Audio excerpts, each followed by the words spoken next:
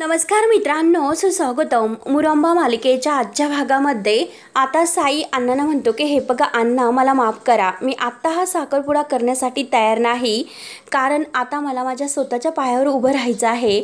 उद्या लोक काय म्हणतील की आम्ही अण्णांची प्रॉपर्टी घेण्यासाठी हे सर्व मुद्दाम लग्न वगैरे केले. परंतु लोकांचं असं बोलणं माझ्या कानावर येऊ नये आणि ते मला नाही सहन होणार. त्यामुळे मात्र आता हे लग्न मी आत्ता नाही करू शकत. मला थोडासा वेळ द्या. मला स्वतःच्या पायावर उभे राहायचे आहे आणि स्वतःचं काहीतरी असं नाव अगदी कमवून दाखवायचं आहे आणि मग हे लग्न मी करेल. तोपर्यंत प्लीज अण्णासाहेब मला माफ करा. मला असं माफ करा असे कधीही झालेले नाही. मला माहिती आहे की तुम्हाला काय वाटतं. माझी चूक झाली, हे सर्व अचानक मी तुम्हाला सांगितले. परंतु हे बघा, मी तुम्हाला हे सांगण्याचा खूप प्रयत्न करत होतो, परंतु ते मला जमत नव्हते. आणि हे बघा अण्णा साहेब, खरंच हे माझ्यासाठी खूप महत्त्वाचं आहे. तेव्हा आता रमा सुद्धा तेथेच असते आणि ती सुद्धा साईचं हे बोलणं ऐकत असते. परंतु साई नेमकं लग्नाला नकार का देतात याचे कारण तिला सुद्धा माहिती असते. अण्णासाहेब आता टेन्शनमध्ये येतात. त्यांना काही कळत नसतं की आता नक्की हे काय करू मी, कारण पाहुणे सुद्धा दारात आलेले असतात. त्यावर आता अगदी साई अण्णांना समजावण्याचा खूप प्रयत्न करतो. साई म्हणतो की हे बघा, तुम्हाला पटत नसेल तर तुम्ही स्वतःला माझ्या जागी ठेवण्याचा प्रयत्न करा, परंतु प्लीज. आणि साई आता हात जोडतो, प्लीज म्हणून विनवण्या करतो. तेव्हा आता अण्णा तयार होतात. अण्णा म्हणतात की ठीक आहे, आजपर्यंत मी तुझ्यावर विश्वास ठेवला आणि आत्ता सुद्धा ठेवतो. आणि रमाला म्हणतात की रमा, या साईपेक्षा तुला दुसरा कोणताही चांगला मुलगा नाही मिळणार, सांभाळ याला. असे बोलून अण्णा आता तेथून निघून जातात. त्यांना खूप वाईट वाटतं, पण तरी सुद्धा ते स्वतःला आवरतात आणि निघून जातात. तेव्हा आता रमाच्या डोळ्यात खूप पाणी येते. रमा म्हणते की साई, का असे करता हो तुम्ही? साई प्लीज म्हणून आता रमा सुद्धा विनवण्या करते. परंतु साई काही न बोलता रमाचा हात धरतो आणि तिला पुन्हा आता बाहेर आरोही आणि अक्षय जवळ घेऊन येत असतो. तर आता बाहेर मात्र अक्षय हा आरोहीला अगदी हाताला धरून जबरदस्तीने तिथून घेऊन जात असतो. आरोही म्हणते की नाही बाबा, हे बघ, मला आईकडे जायचं आहे, प्लीज मला आईकडे जाऊन दे. अक्षय ऐकायला तयार नसतो. अक्षय म्हणतो की चल, आईकडे जायचं नाही आणि कुठेही नाही, चल माझ्यासोबत घरी चल आपल्या. परंतु आरोही ऐकायला तयारच नसते. आरोही म्हणते की हे बघ बाबा, मला जायचं आहे, म्हणून ती अक्षयच्या हातातील हात सोडवण्याचा प्रयत्न करत असते. परंतु आता मात्र अक्षय ऐकायला तयार नसतो. आरोही म्हणते की बाबा, ती माझी आई आहे, मला तिच्याकडे जायचं. अक्षय म्हणतो की हे बघ, ती तुझी आई होती, पण आता ती तुझी आई नाही, हे तुला कळले ना? ती काही परत येणार नाही, मला जायचं आहे. आणि तेवढ्यात आता अक्षय पुन्हा आरोहीच्या हाताला धरतो आणि तिला जबरदस्तीने घेऊन जात असतो. तेवढ्यात साई बाहेर येतो. साई रमाच्या हाताला अगदी धरून घेऊन आलेला असतो आणि तो अक्षयला आवाज देऊन अक्षय थांब असे म्हणतो. तेव्हा अक्षय आरोही मागे वळून बघतात. तेव्हा आरोही अक्षयला न घाबरता लगेच आता धूम ठोकते आणि ती रमाला जाऊन घट्ट मिठी मारते. रमा आणि आरोही खूप रडत असतात. आई म्हणून आता ती रमाला अगदी जेव्हा म्हणते, रमाचे अश्रू तेव्हाच दाटून येतात. आणि आता साईच्या डोळ्यात सुद्धा पाणी येत असतं ह्या मालिकींचं हे प्रेम बघून. तर अक्षय आता अगदी स्थिर उभा असतो आणि यांच्याकडे बघत असतो. तेव्हा साई म्हणतो की हे बघ अक्षय, जसा तू आरोहीचा बाप आहे, तसंच रमा सुद्धा ह्या आरोहीच्या आई आहे. त्यामुळे एक गोष्ट लक्षात ठेव, त्यांचा सुद्धा जितका हक्क या आरोहीवर आहे जितका तुझा आहे. तेव्हा आता अक्षय रागवलेला असतो. अक्षय म्हणतो की हे बघ, आमच्या वैयक्तिक आयुष्यामध्ये ढवळाढवळ करण्याचा तुला कोणताही अधिकार नाही. आणि परत तो आरोहीच्या हाताला धरून तिला चल म्हणणार असतो. तर साई अगदी त्याचा हात मागे करतो आणि म्हणतो की हे बघ, तरी सुद्धा मला करावे लागते, कारण रमा माझ्या मैत्रीण आहे, माझा काही अधिकार नाही हे मला सुद्धा कळते. आणि मला सुद्धा हौस नाही की तुमच्या वैयक्तिक आयुष्यामध्ये ढवळाढवळ करण्याची. कारण मी हे का करतो, कारण मला रमाची अवस्था दिसते. मला दिसते की रमाचा जीव त्यांच्या मुलीमध्ये अडकलेला आहे तो. परंतु अक्षय, ते तुला का कळत नाही हे देवच जाणे. आणि हे बघ, जसा मी आहे तर मी सुद्धा त्यांच्यामध्ये येऊ शकत नाही, मग तसंच तू बाप असून सुद्धा तुला तो अधिकार नाही की तू सुद्धा त्यांच्यामध्ये यावं म्हणून. तेव्हा आता अक्षय रागाने म्हणतो की हे बघ, तू बॉस तिकडे ऑफिसमध्ये असेल, परंतु इथे आत्ता माझ्या समोर मात्र तू माझा कोणीही नाही. त्यामुळे तू जे काही बोलायचे असेल ते बोलण्याचा तुला कोणताही हक्क नाहीच. त्यानंतर आता साई इतकं समजवण्याचा प्रयत्न करतो की अक्षय, हे बघ, तू समजून घे, मी तुला एक बॉस म्हणून नाही समजत, एक मित्र म्हणून सांगतो मी तुला. तेव्हा अक्षय म्हणतो की संपलं ते, ती मैत्री वगैरे होती ना आपल्यामध्ये ती सगळी काही संपली. 7 वर्षापूर्वीच ते सगळं काही संपले. आणि परत आरोहीला म्हणतो की चल बाळा. तेव्हा आता रमाच्या डोळ्यात पाणी येत असतं. अक्षय जे काही बोलतो हे तिला सुद्धा नाही आवडत. तेव्हा साई आता रमाला म्हणतो की हे बघा मी याला समजवण्याचा खूप प्रयत्न केला, बघा आता तुम्हालाच काही जमते की काय. तेव्हा आता साई आतमध्ये निघून गेल्यानंतर आता लगेच अक्षय आरोहीच्या हाताला धरून तिला चल म्हणत असतो. परंतु तोच रमा आता रडतच अक्षय समोर हात जोडते आणि म्हणते की मिस्टर देवधर फक्त 7 दिवस आरोहीला माझ्याकडे राहून द्या. तेव्हा आता अक्षय जेव्हा रमाच्या डोळ्यातील पाणी बघतो तेव्हा अक्षयला खूप वाईट वाटतं. त्याच्या डोळ्यात सुद्धा पाणी येते आणि सारखा तो रमाकडे बघत असतो. तर रमा म्हणते की ह्या 7 दिवसात मी तिला आयुष्यभराचं प्रेम देईल. आणि हे बघा मला माहिती आहे की या सगळ्यासाठी तुम्ही अगोदरच नकार दिला, पण तरी सुद्धा प्लीज मी तुमच्यासमोर हात जोडते की फक्त 7 दिवस पुन्हा एकदा विचार करा, फक्त 7 दिवस एका आईसाठी. तेव्हा आता तरी सुद्धा अक्षय ऐकायला तयार नसतो. अक्षय म्हणतो की हे बघ आरू चल तू आपल्या 2 व्हीलर जवळ जाऊन उभी राहा. तर आता रमा तरी सुद्धा हात जोडते की प्लीज फक्त 7 दिवस मिस्टर देवधर. आरोही म्हणते की अरे पण बाबा तू असं का करतोस. अक्षय म्हणतो की मी तुला जेवढं म्हणतो तेवढं कर जा तू. तेव्हा आरोही रमाकडे बघते. तिला आता रमाच्या हातातील तो हात सोडत नसतो आणि शेवटी तिला बाबांचं ऐकावं लागतं आणि ती रमाकडे बघत अगदी आपल्या गाडीजवळ जाऊन उभी राहते आणि वळून वळून ती आपल्या आईकडे बघत असते आणि रमा सुद्धा तिच्याकडे बघत असते. तेव्हा आता म्हणजे आरोही तिकडे बाजूला गेल्यानंतर तर ती बघतच असते. तर अक्षय आता रागाने रमाला म्हणतो की आर.के. मॅडम मला माहितीच आहे की तुम्हाला सुद्धा माहितीच असेल माझ्या मनामध्ये आता तुमच्याविषयी किती राग असेल तो, पण तरी सुद्धा मी आरोहीसाठी हो म्हणतोय आणि फक्त 7 दिवस मी आरोहीला ठेवतो. तेव्हा आता रमा लगेच हात जोडून म्हणते की थँक्यू आणि फक्त 7 दिवस आणि हे लक्षात ठेवायचं की फक्त 7 दिवस. तेव्हा आता रमाला खूप असा आनंद होतो. रमाचे डोळे अगदी भरून येत असतात. म्हणून आता रमाला आनंद सुद्धा खूप होतो. त्यानंतर अक्षय आणि आरोही घरी निघून येतात. आरोहीला इतका आनंद होतो की ती उद्या आईला भेटणार म्हणून आईकडे जाणार म्हणून ती अगदी आनंदाने उड्या मारत असते. तेव्हा आता इतक्या उड्या मारत असते आणि अर्थाला सांगत असते. अर्था म्हणते की अगं बाळा तू खाली बस तुला लागेल बघ बरं, पडली असती लागलं असतं काय केलं असते बरं. तेव्हा आता आरोही खुशून म्हणते की अगं अर्था ताई मी उद्या आईकडे जाणार. तेव्हा आता अर्था विचारते की अगं तू जाणार आहे परंतु काका कसं हो बोलला बरं. तेव्हा आता आरोही म्हणते की अरे अगं तो फ्रेंड काका होता ना तर त्याने त्याला समजावलं आणि परत डोक्याला हात लावून म्हणते की अरे देवा मी तर त्या फ्रेंड काकाला थँक्यू म्हणायचं विसरूनच गेले. तेव्हा आता लगेच अर्था म्हणते की अरे यार तुझ्या त्या फ्रेंड काकाचा नंबर सुद्धा नाही आता आपल्याकडे, काय करायचं बरं. तेव्हा आता आरोही विचार करते आणि काय करायचं असा दोघे आता विचार करतात. आरोही म्हणते की अगं आपल्याकडे नंबर नाही परंतु तो पार्थ दादा आहे ना, फक्त त्याला थोडासा त्रास द्यावा लागेल आणि ते आहे ना ते फक्त तू माझ्यावर सोड, ठीक आहे ओके. तर अर्था म्हणते की बरं ठीक आहे ओके. त्यानंतर आता इकडे साई घडलेले प्रत्येक क्षण आता त्याच्या डोळ्यासमोर येत असतात आणि ते सगळ्यावरून आता साईला हे कळत असतं की किती काही झाले तरी रमा माझ्या कधीही नाही होऊ शकत. हे आता साई अगदी झोपण्याच्या वेळी आता त्याला हे सर्व आठवते. तो प्रत्येक गोष्टीचा विचार करतो. तेव्हा आता या सगळ्याचा विचार करून तो म्हणतो की खरंच त्या माझ्या कधी होऊ शकत नाही, पण तरी सुद्धा मी त्यांच्यासाठी काय इतकं करतो, त्यांच्यावर का प्रेम करतो, त्या माझ्या होणार नाही तरी सुद्धा हे माहिती असताना सुद्धा माझ्या प्रेमाला काहीच किंमत नाही का आणि का असं की मी रमाला नाही विसरू शकत म्हणून. तेव्हा आता हे सगळं विचार करत असताना इकडे आरोही आणि अर्था मात्र आता साईचा नंबर शोधतात आणि साईला फोन करतात. साई आता फोन घेतो आणि हॅलो असं म्हणतो. तेव्हा मात्र आता लगेच अर्था म्हणते की हॅलो फ्रेंड काका, अरे मी आरोही बोलते. तेव्हा आता साई म्हणतो की आरोही अगं बोल ना बाळा. तेव्हा मात्र आता आरोही म्हणते की फ्रेंड काका अगदी त्या गुंडापासून सुद्धा वाचवले आणि आईला सुद्धा मला भेटवले. आता मात्र तुम्ही खरंच यापुढे मात्र माझे बेस्ट असे फ्रेंड काका.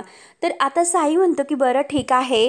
तर आरोही म्हणते की काका अरे असं नाही, तू माझी बेस्ट फ्रेंड असं म्हणायचं आहे. तेव्हा लगेच आता साईला हसू येतो. साई म्हणतो की बरं ठीक आहे आणि आता साई म्हणतो की आरोही माझी बेस्ट फ्रेंड आहे असे खुश होऊन तो म्हणतो आणि आरोहीला सुद्धा खुश करतो. आणि हे बघ आरोही अगं तू उद्या इथे येणार आहे ना, तर मग आपण इतकी मज्जा करूयात ना. तेव्हा आरोही खुश होते आणि म्हणते की प्रॉमिस फ्रेंड काका. तर साई म्हणतो की हो प्रॉमिस. साई म्हणतो की चला आता खूप उशीर झाला, त्यामुळे उद्या नक्की भेटूयात, चल बाय गुड नाईट. तर आरोही सुद्धा म्हणते की हो बाय गुड नाईट. आणि तो सुद्धा इतका खुश होऊन परत गुड नाईट बेस्ट फ्रेंड असं करतो. आणि आरोही सुद्धा. साईला मात्र आता आरोहीशी बोलून एक वेगळंच असं काहीतरी फील होत असतं. साई आता उठतो आणि आरशासमोर उभा राहून तो स्वतःलाच म्हणतो की नक्की तू कुणाला फसवतो, स्वतःला की रमाला, त्या निरागस मुलीला. आणि साई तुला हे कळतं की तू काय केलं पाहिजे आणि हे पक रमाला विसरायचं आहे ना तुला, म्हणून तो लगेच रागाने आता एक ड्रॉवर मधील त्याचा आणि साई म्हणजे दोघांचा फोटो घेतो, रमाचा आणि त्याचा. आणि रमाच्या त्या फोटोकडे बघत तो म्हणतो की रमा मी तुम्हाला विसरणार म्हणजे विसरणार, तुमच्या स्वतःसाठी आणि आरोहीसाठी मला तुम्हाला विसरावं लागेलच. म्हणून तो फोटो आहे तर तो फोटो मात्र तो लायटरने लगेच जाळतो आणि तो फोटो पेट घेतो. तेव्हा आता साईला जेव्हा रमाला त्याने म्हणजे जीव तिचा वाचवला होता आणि त्याच वेळेस जेव्हा रमा ही आरशामध्ये बघत अगदी अक्षयबरोबर बोलत असते आणि तेव्हा गुलाबाचं फूल घेऊन तो रमाच्या मागे हसतो, हे क्षण त्याच्या डोळ्यासमोर येतात. आणि ते पहिल्या वेळेस त्याने जे प्रपोज केलेलं आहे की मॅडम हे धरा, हे गुलाबाचं फूल माझ्याकडून घ्या ना हे फूल, तेव्हा रमा ते फूल घेते. आणि मात्र तेव्हा ते क्षण आता साईला आठवतात. आणि रमाने मात्र आता ती बरी झाल्यानंतर घर किती अगदी व्यवस्थित साफसफाई करून ठेवलेली असते ते सर्व आता साईला आठवत असते. त्याला त्यावेळेस इतका आनंद झालेला असतो आणि त्याने माईला घट्ट मिठी मारलेली असते. तेव्हा माई म्हणलेली असते की हे सर्व मी नाही केलं तर हे रमाने केले आणि हे पग मी तुला सांगते ती फक्त अरे अन्नपूर्णा नाही तर लक्ष्मी सुद्धा आहे. आणि त्यावेळेस साई आता स्वतःला म्हणलेला असतो की बाप्पा ह्या कुठून आल्या हे मला माहिती नाही, परंतु ह्या जर अगदी एकट्या असेल तर यांच्याबरोबर संसार करायला मला काही हरकत नाही, मला अगदी आनंदच वाटेल, आनंदाने तो संसार मी त्यांच्याबरोबर करेल. हे सर्व क्षण आता साईला आठवतात. आणि तो पेटलेला फोटो आहे तर तो फोटो लगेच विझवतो, त्याच्या हाताला अगदी ते गरम लागते, चटका बसतो, पण तरी सुद्धा तो फोटो विझवतो आणि मी रमाला नाही विसरू शकत असे आता म्हणत असतो. आणि आता मात्र तो हे सगळं विसरायला तयारच नसतो, तो खूप विसरण्याचा प्रयत्न करतो परंतु काही विसरायला तयार नसतो. त्यानंतर आता इकडे आरोही आणि अर्था ह्या आता आरोहीला उद्या रमाकडे जायचे असते म्हणून बॅग भरत असतात. आणि बॅग भरता भरता कपड्यांच्या घड्या वगैरे घालता घालता आरोही अर्थाताईला विचारते की अर्थाताई अगं आई माझ्यावर किती प्रेम करेल ग बाबापेक्षा जास्त. अर्थाताई म्हणते की मला माहिती नाही परंतु हे पग जास्तच करेल. आणि हे पग चला आता उशीर होतोय आपल्याला झोपायला, पटकन हे आवरून घे आणि आता झोपायचं आहे. त्यावर आता आरोही म्हणते की अर्थाताई मी तुझ्या जवळच झोपते, म्हणजे आई आली की मी पटकन जाईल. तेव्हा आता अर्था म्हणते की ठीक आहे. तर आरोही आता एक एक प्रश्न विचारत असते की अर्थाताई अगं माझे 7 दिवस कसे पटकन जातील ग, छानच जातील. आणि तेवढ्यात मालविका आता ह्या दोघींच्या रूममध्ये येते, दोघी नेमकं काय बोलतात हे चोरून ऐकत असते. तर अर्था आता आरोहीला म्हणत असते की हे बघ उद्या तू आईकडे जाशील त्यामुळे आईला जास्त त्रास द्यायचा नाही बाळा. तेव्हा आरोही म्हणते की नाही अगं मी जशी तुला त्रास देत नाही तशी मी आईला सुद्धा नाही देणार, चल आता. तेव्हा आता आरोही आणि अर्था बॅग पॅक करतात आणि झोपायची तयारी करत असतात. परंतु मालविका हे जेव्हा ऐकते तिला तर खूप टेन्शन येते आणि ती लगेच आता हे सर्व इरावतीला सांगायला जाते. आणि अगदी घाईने इकडे इरावतीकडे येते तर इरावती मस्त आता अगदी हे फळं वगैरे खात असते, ते पण तोऱ्यातच. मालविका येते, दरवाजा लावते आणि इरावतीला म्हणते की तुम्हाला माहिती आहे का ती आता जी आरोही आहे ना ती 7 दिवस त्या रमाकडे जाणार. ती रमा मस्त तिचे कान भरणार, जे नाही ते अगदी सांगणार, त्या भूतकाळातील आठवणी तिला सांगणार आणि अक्षय किती जवळ होते हे सगळं काही आता ती आरोहीला सांगेल. आणि मी तुम्हाला आता एक गोष्ट सांगते की ती आरोही आहे ना ती काही ना काही प्रयत्न करून त्या रमा आणि अक्षय या दोघांना एकत्र आणणार आहे हे नक्कीच. म्हणजे हे बघा माझा प्लॅन सुद्धा फेल आणि माझे पैसे सुद्धा फेल. आणि तुम्हाला कळते का याचा अर्थ काय होणार, तर आपला गेम हा ओव्हर होणार आहे. इरावती शांतपणे हे सर्व ऐकून घेत असते, तिला काही फरक पडत नसतो. तेव्हा आता मालविकाला आणखीन राग येतो. मालविका म्हणते की काय हो मी इतकं काही तुम्हाला सांगते आणि तुम्ही तरी सुद्धा फळं खात बसलात, तुम्हाला काही टेन्शन वगैरे आहे की नाही. म्हणून आता मालविका रागाने जी फळांची जी ताट वगैरे आहे तर ते हिसकावून घेते आणि बेडवर बाजूला ठेवते। इरावतीला आता खूप राग येतो। इरावती रागानेच आता मालविकाचे केस धरते आणि तिच्या मानेला ती सुरी लावून म्हणते की परत असं बोलायचं नाही। आता ती मालविकाला चांगलीच धमकावते। आता हे जे काही बोलली ना तू गेम ओव्हर वगैरे, हे मला अजिबात आवडत नाही आणि ते परत म्हणायचं सुद्धा नाही। त्यावर आता मालविका म्हणते की हे बघा तुम्ही काय करता, तुमचं तुम्हाला कळते का? इरावती म्हणते की नाही, परत जर तू हे बोललीस तर फळांच्या अगोदर तुझाच बॉम्ब फुटेल, हे लक्षात ठेव। तर आता मालविका घाबरत म्हणते की मी फक्त तुम्हाला हे सांगत होते की ती आरोही। आता आरोही म्हटल्यानंतर लगेच इरावती मालविकाला बाजूला लोटून देते आणि म्हणते की आरोही रमाकडे नाही जाणार। तर मालविका म्हणते की तुम्ही हे काय बोलतात? ती रमा येथे येणार आहे आणि ती त्या आरोहीला घेऊन जाणार आहे, हे तुम्हाला माहिती नसेल।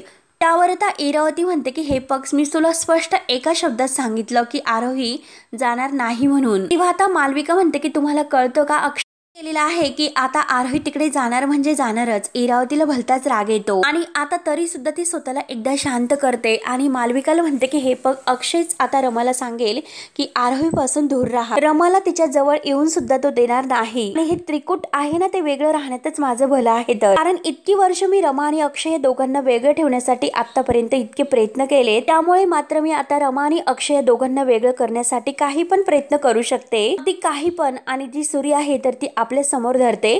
तर मालविका विचारते की नक्की तुम्ही असं त्या दोघांना वेगळं करण्यासाठी काय प्रयत्न करणार आहात बरं? ती सूर्य आता मालविकाकडे धरून म्हणते की तुला उद्या कळेल की नक्की काय प्रयत्न करणार आहे ते। आता अगदी मोठ्याने हसत मात्र ती सूर्य आता त्या ॲपलवर अगदी मारते आणि खुश होत अगदी आनंदाने हसत असते। त्यानंतर आता इकडे सकाळ होते, रमाला जाग येते आणि रमा घड्याळामध्ये बघते, उठून बसते, तिच्या चेहऱ्यावर आनंद असतो।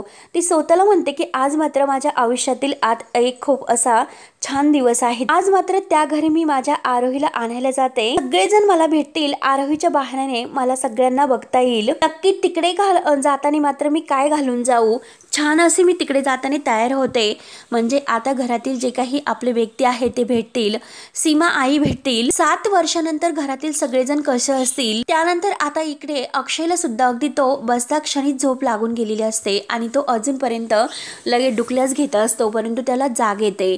तेव्हा तो त्याच विचारत असतो की रमा आज 7 वर्षातून इकडे आपल्या घरी येणार, ती घरी आल्यानंतर तिला कळेल की घरामध्ये काय काय प्रॉब्लेम्स आहेत ते, मग ती खुश होईल आणि मला हसेल आणि ती मला म्हणेल की म्हणजे मी गेल्यानंतर हा घरातील प्रत्येक व्यक्तीला नाही सांभाळू शकला, घरातील सर्व काही तिला माहिती होईल आणि त्याचं सर्व काही ती दोष मलाच देईल। त्यानंतर आता रमा ही खूप छान तयार होत असते, खूप सुंदर साडी तिने घातलेली असते आणि आता ती इतकी तयार होत असताना विचार करते आता मात्र खरंच मी इतकी वर्ष झाले तिकडे त्या घरात नाही, परंतु यांनी मात्र अगदी घर असं छान सांभाळून ठेवलेलं असणार, परंतु ठीक आहे त्या सगळ्यांना हेच वाटतं की मी त्यांना सोडून गेले म्हणून।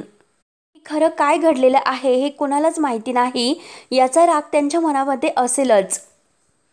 बघ रमा, जरही तू त्या घरात आरोहीला आणायला जाशील, परंतु एक गोष्ट मात्र तू लक्षात ठेवायची, कारण त्या घरामध्ये प्रत्येकाला तुझा राग आहे, तू त्यांना सोडून आली म्हणून, आणि सगळेजण तुझ्याशी छान वागतील याचा तू विचार सुद्धा करू नको।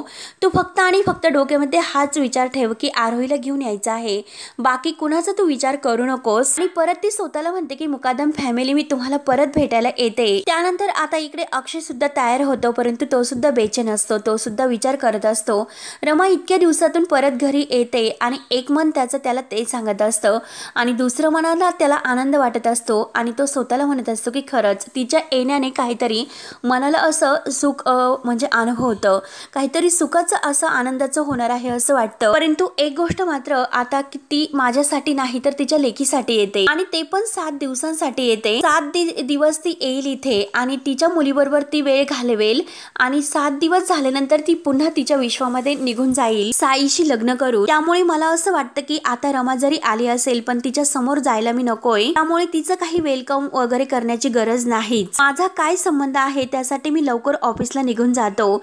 आता मात्र रमा येण्या अगोदर आता अक्षय हा विचार करतो आणि लवकर ऑफिसला जाण्याचं ठरवतो। त्यानंतर आता इकडे रमा तर अगदी रेडी होऊन इकडे मुकादमांच्या घरामध्ये अगदी यायला निघलेली असते, तिला तो आनंद वेगळाच वाटत असतो। तेव्हा आता मित्रांनो हा भाग येथे म्हणतो। तेव्हा मात्र आता रमा ही अगदी गाडीतून येत असते आणि गाडीतून येत असताना मात्र तिला काहीतरी वेगळंच असं आपल्या मुकदमांच्या फॅमिलीबद्दल वाटत असते आणि सीमा मात्र आता तिला म्हणजे आपली रमा आज येणार आहे असा भास होतो। तिला ते खरं आहे म्हणजे नक्की रमा या घरात परत येणार असे वाटत असते आणि आता ती त्या बाहुलीला म्हणत असते की तू ये ना रमा, तू परत ये, तू आल्यानंतर आपल्या घरामध्ये सर्व काही व्यवस्थित होईल। आणि तेवढ्यात रमा ही घरामध्ये पाऊल टाकते आणि इरावती तिच्या अंगावर जे काही कचऱ्याची घाण आहे तर ते सगळा कचरा तिच्या अंगावर टाकते। तेव्हा आता जो काही कचरा मात्र इरावतीने रमाच्या अंगावर टाकलेला आहे तर रमा असं काही कमी नसते। रमा म्हणते की आत्ताच्या आत्ता तुम्ही हा कचरा उचला, नाहीतर मी तुम्हाला पोलिसांच्या ताब्यात देईल। त्यानंतर मात्र आता इरावती तो कचरा उचलत असते आणि तेवढ्या सीमा ही धावतच बाहेर येते आणि माझी रमा असं म्हणून आता सीमा अगदी रमाकडे डोळे भरून बघत असते, परंतु जी सीमाची अवस्था आहे ती बघून रमाला खूप वाईट वाटतं। तेव्हा आता सीमा धावतच आलेली असते रमा माझी असे म्हणत, तर इरावती म्हणते की अगं तू जेव्हापासून हे घर सोडून गेली ना तेव्हापासून तिच्या मनावर परिणाम झाला आणि ही अशी मनोरुग्ण झाली। तेव्हा मात्र आता सीमा ही घट्ट अशी मिठी रमाला मारते आणि तू मला सोडून जाऊ नकोस, मला जाताना तुझ्याबरोबर घेऊन जा, मला इथे ठेवू नकोस। तेव्हा मात्र आता रमा डोळ्यामध्ये पाणी येते आणि म्हणते की हे बघा आई, तुम्ही काळजी करू नका, मी परत येईल। त्यानंतर आता रमा ही आरोहीला घेऊन गाडीतून जात असते तर आता आरोही ही अक्षयला व्हिडिओ कॉल करते आणि म्हणते की बाबा ये ना, आपण तिघेजण एकत्र राहू, खूप मस्ती करू आणि तू सुद्धा काही दिवस सुट्टी घे। अक्षय म्हणतो की अगं बाळा काम कोण करेल, तर आरोही म्हणते की अरे म्हणजे आई आहे ना, ती तुला सुट्टी देईल। तेव्हा रमा ही अक्षयकडे बघत असते आणि अक्षय हा आपल्या आरोहीकडे। तेव्हा आता म्हणजे आरोहीला सुद्धा अक्षयवर किती प्रेम आहे हे रमाला समजते आणि रमा आता त्या दोघांकडे पाहत असते। तेव्हा आता मित्रांनो पुढे काय होईल हे बघण्यासाठी आपल्या चॅनलला नक्की सबस्क्राईब करत राहा। धन्यवाद।